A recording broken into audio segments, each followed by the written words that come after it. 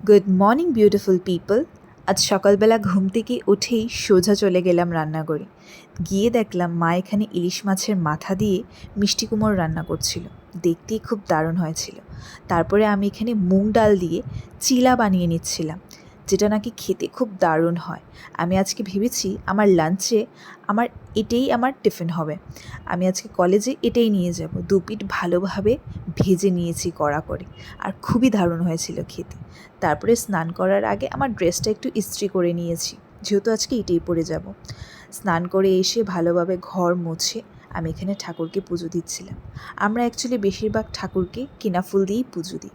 ভালোভাবে পুজো দিয়ে আমি এখানে খেতে চলে এসেছি আলু ভাজি, কুমড় ভাজি আর সেই কুমড়ের তরকারিটা দিয়ে। খুবই দারুণ হয়েছে খাবারটা সকালবেলা। ক্লাস আওয়ারের আগে একটু ভালোভাবে পড়াশোনা করে নিয়েছি। কি পড়াবো সেগুলি একটু নোট বানিয়ে নিয়েছি। সেইভাবেই আজকে আমার দিনটা কাটলো।